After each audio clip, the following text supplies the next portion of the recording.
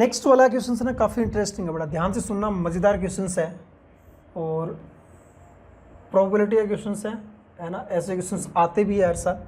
देखो क्या क्या चीज़ दिया, लैंग्वेज है ना, लैंग्वेज को बड़ा देख के छोड़ मत देना, समझने की ट्राई, क्यों क्या क्या बोलना चाह रहा है। A computer producing factory has only 2 plants T1 and T2. Plant T1 produce 20% and plant T2 produce 80% of total computer produced. Total जो कंप्यूटर प्रोड्यूस किया जा रहा था उसमें T1 का जो योगदान है वो 20% है और T2 का जो योगदान है वो 80% है। तो प्रोबेबिलिटी ऑफ प्लांट T1 कितना बोल सकते हैं ना अपन, कितना आ जाए, 20% है तो 20/100 मतलब 1/5 आ गया, ठीक है। तो प्लांट T2 का फिर कितना आ जाएगा ना, बचा हुआ आ जाएगा 4/5 मतलब 80% है। ये चीज़ आपने निकाल लिया। आगे 7% of computer produced in the factory turns out to be defective. अरे जब कोई भी अपन काम करते हैं ना तो सारा मटेरियल थोड़ी काम का होता है, कुछ डिफेक्टिव भी निकलते हैं। तो इसमें बोल रहा है कि इसमें 7% डिफेक्टिव मटेरियल निकल रहा है, मतलब प्रोबेबिलिटी ऑफ डिफेक्टिव कितना है, 7% मतलब 7/100। ये डिफेक्टिव का प्रॉपर्टी है। अब डिफेक्टिव ऐसे तो है नहीं कि किसी एक से होगा, T1 से भी होगा, पहले प्लांट से भी होगा, दूसरे प्लांट से भी होगा, ठीक है। अब इसने एक आगे कंडीशन दिया, उस कंडीशन का यूज करते अपन रिजल्ट निकले के आएंगे। कंडीशन क्या दिया हुआ है कि प्रोबेबिलिटी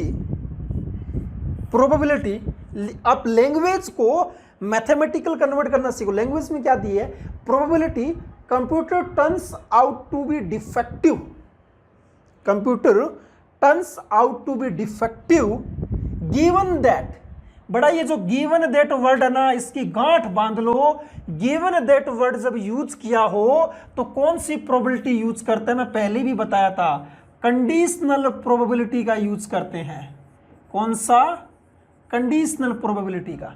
और गिवन दैट जो लिखा होता है वो नीचे आता है, गिवन दैट रहता है वो नीचे आता है, ठीक है। तो डिफेक्टिव का property when T1 has occurred या गिवन इज इक्वल टू क्या लिखा हुआ है, 10 टाइम्स, इज इक्वल टू क्या लिखा हुआ है, 10 times probability of computer turns out to be defective given that it is produced in plant T2। तो ये आ जाएगा डिफेक्टिव का प्रॉपर्टी व्हेन प्लांट T2 के द्वारा हो रहा है। ये एक आपको कंडीशन दे रखा है, ये कंडीशन आपको दे रखा है। अब मैंने क्या है ना, खुद से क्या एज्यूम कर लिया, अच्छा यहाँ पे प्रोबेबिलिटी तो वर्ड यूज करो, probability of defective when T2 has occurred. अब मैंने ना खुद से एज्यूम कर लिया, let probability of defective when T2 has occurred, इसका वैल्यू T है, इसका वैल्यू T है। तो अपने पास क्या आ जाएगा फिर, probability of defective when T1 has occurred, ये क्या आ जाएगा, 10 टाइम्स T आ जाएगा। एक वेरिएबल आ गया, अब T की वैल्यू निकालनी है और T की वैल्यू निकालने के लिए डिफेक्टिव वाली प्रॉपर्टी दे रखा है, ठीक है। अब देखो कैसे यूज करूंगा मैं, ध्यान से सुनना पड़ेगा यार, मजेदार क्वेश्चन है। आप इसमें इंटरेस्ट लेके पढ़ो तो चीजें क्लियर होगी। प्रोबेबिलिटी ऑफ डिफेक्टिव कैसे लिख सकते हैं अपन, डिफेक्टिव की प्रोबेबिलिटी है। अब है ना टोटल डिफेक्टिव दे रखा है तो मैं ऐसे लिख सकता हूं, प्रोबेबिलिटी ऑफ जब T1 हो गया तब डिफेक्टिव कितने हैं, है ना। तो एंड जब प्रोबेबिलिटी ऑफ डिफेक्टिव जब T2 हो जाता है तब डिफेक्टिव कितने हैं, दोनों में डिफेक्टिव चेक करते हैं। तो इसका मतलब पहले मेरे को प्लांट T1 सेलेक्ट करना पड़ेगा, तो प्लांट T1 का प्रोबेबिलिटी। प्रोसेस देखो कैसे है, पहले थोड़ा डिफेक्टिव सेलेक्ट करना, अरे पहले किसी प्लांट में जाएंगे ना, अरे पहले तो किसी प्लांट में जाएंगे फिर वहाँ पे डिफेक्टिव कितने वो चेक करेंगे। तो पहले मैंने प्लांट T1 को सेलेक्ट किया, अब मैं यहाँ पे डिफेक्टिव सेलेक्ट कर रहा हूँ जब मैंने प्लांट T1 ऑलरेडी सेलेक्ट कर चुका हूँ, तो इसको ऐसे लिखेंगे। फिर मैं प्लांट T2 को सेलेक्ट किया और फिर मैंने डिफेक्टिव सेलेक्ट किया कि प्लांट T2 में कितना है, वैल्यू पुट करो, आंसर आएगा, T की वैल्यू आएगी। ये कितना है, 7/100। एक वो स्टेप लिख दो, 7/100 इज इक्वल टू, ये T1 का कितना आ जाएगा, अभी लिखा था 1/5, और ये कितना था 10T और ये कितना था 4/5, और ये कितना था t, 5 एलसीएम आ जाएगा, यहाँ पे 7 का 100, ये 5 एलसीएम आ गया, 10t + 40 14t, ये कितना 20, ये कितना 2, तो t कितना 1/40, t का वैल्यू 1/40 आपके पास में आ गया बेटा, t का वैल्यू 1/40 मैंने निकाल लिया।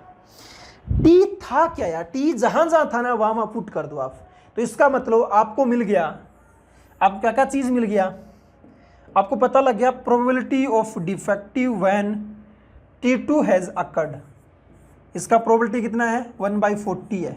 क्यों? क्योंकि आपने t माना था।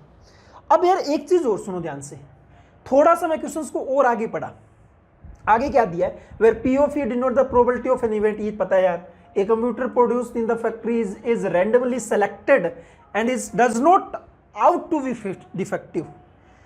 लास्ट में क्या है, then the probability that it is produced in plant T2, non defective होना चाहिए, वो भी प्लांट T2 के अंदर होना चाहिए, नॉन डिफेक्टिव वो भी प्लांट T2 के अंदर।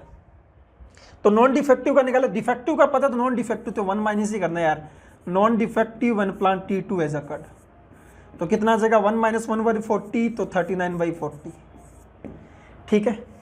ऐसे ही defective when plant T1 has occurred, कितना आ जाएगा, कितना आ जाएगा, ये कितना आ जाएगा ना कि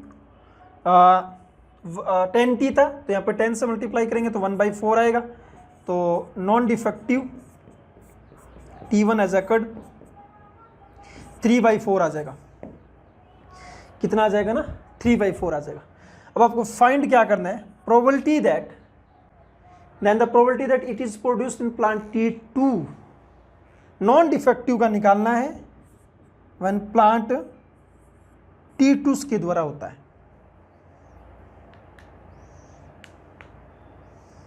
ठीक है।